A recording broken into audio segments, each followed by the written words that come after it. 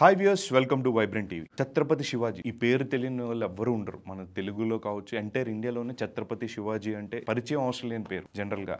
అలాంటి వాళ్ళ అబ్బాయి సంభాజీ మహారాజ్, ఈయన గురించి చాలా తక్కువ మందికి మాత్రమే తెలుసు. అదే ఆయన బయోపిక్గా వచ్చిన చావా సినిమా తర్వాత చాలామంది ఈయన గురించి మాట్లాడుకోవడం స్టార్ట్ చేస్తున్నారు. సంభాజీ మహారాజ్ ఆయన వీరోచితంగా పోరాడి ఆయన వీరమరణం పొందారని చెప్పొచ్చు. ఔరంగజేబ్కి అండ్ ఆయనకి మధ్య జరిగిన సీన్స్ ఇవన్నీ చాలా ఇంట్రెస్టింగ్గా ఆయన ఒక బయోపిక్గా చావా అనే సినిమా రిలీజ్ చేస్తున్నారు. హిందీలో February 14th రిలీజ్ అయింది అండ్ దాదాపు 500 కోట్లు కలెక్షన్ సాధించిన సినిమా చావా. అండ్ అప్పుడు అనుకున్నారు అందరూ, ఏంటి ఈ సినిమాను ఓన్లీ హిందీకి మాత్రమే రిలీజ్ చేస్తున్నారు, తెలుగులో రిలీజ్ చేయట్లేదు ఏంటని చాలామంది ఫీల్ అయ్యారు. బట్ మన గీత ఆర్ట్స్ వాళ్ళు తెలుగులో కూడా రిలీజ్ చేస్తున్నారు. March 7th అంటే ఈరోజే సినిమా రిలీజ్ అయ్యింది. అండ్ హిందీలో ఎంత పెద్ద హిట్ అయిందో అండ్ తెలుగులో కూడా అంతే పర్టికులర్గా అంత బ్లాక్ బస్టర్ టాక్ అయితే ఈ సినిమాకి వచ్చింది. పర్టికులర్గా ఎందుకు చెప్తున్నానంటే ఇందులో ఉన్న కోర్ ఎమోషన్ ఏదైతే ఉందో ప్రతి ఒక్కళ్ళు చాలా బాగా కనెక్ట్ అవుతారు. దీంట్లో లీడ్ యాక్టర్గా చేసిన విక్కీ కౌశల్ సంభాజీ మహారాజ్గా పర్ఫెక్ట్గా సెట్ అయ్యారని చెప్పొచ్చు.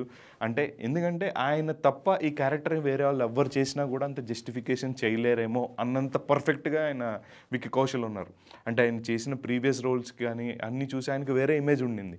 సో డెఫినెట్గా ఈయన is a best performer, one of the best performers in Bollywood industry అని మనం చెప్పుకోవచ్చు. And coming to Rashmika Mandanna, అంటే ఈమె చాలా లక్కీ లేడీ కింద మారిపోయింది. యానిమల్ హిట్ అయింది and Pushpa and now Chhaava, వరుసగా 3 బ్లాక్ బస్టర్స్ అని చెప్పుకోవచ్చు. అండ్ డెఫినెట్గా ఆవిడికి ఉన్నంత స్కోప్లో ఆవిడ చాలా బాగా పెర్ఫామ్ చేశారని చెప్పొచ్చు. కమింగ్ టు ద ఇంక ఈ చావా విషయానికి వస్తే మనకి ఇది ఆల్మోస్ట్ ఒక ముఘల్ ఎంపైరర్స్ వర్సెస్ మరాఠా సామ్రాజ్యానికి మధ్య జరుగుతున్న యుద్ధ నేపథ్యంలో జరిగిన సిచ్యువేషన్స్ని కానీ చాలా పర్ఫెక్ట్గా బ్లెండ్ చేసి తీశారు ఈ సినిమాని. అండ్ పర్టికులర్గా ఈ సినిమాలో మేజర్ హైలైట్ ఏంటంటే లాస్ట్ 20 minutes క్లైమాక్స్లో ఏదైతే ఉందో సంభాజీ మహారాజ్ చనిపోయే సీన్ కావచ్చు, దానికి ముందు ఆయన ఔరంగజేబ్ ఏ విధంగా టార్చర్ చేసి ఎంత ఎంత క్రూయల్గా చంపాడో అనే దాన్ని చూపించిన విధానానికి కావచ్చు.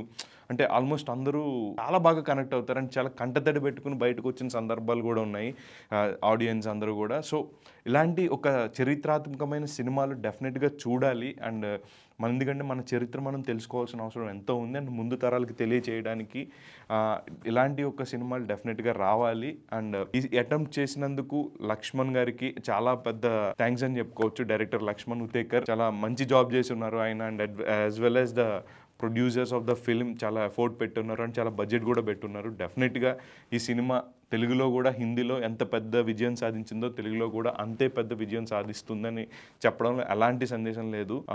సో ఈ సినిమా డెఫినెట్గా వెళ్ళి మీ ఫ్యామిలీస్తో అందరితో కలిసి థియేటర్లో చూడండి. మీకు నచ్చితే చాలా మందికి చెప్పండి, ఒక 10 మందికి థియేటర్కి వెళ్ళి చూడండి అని చెప్పేసి.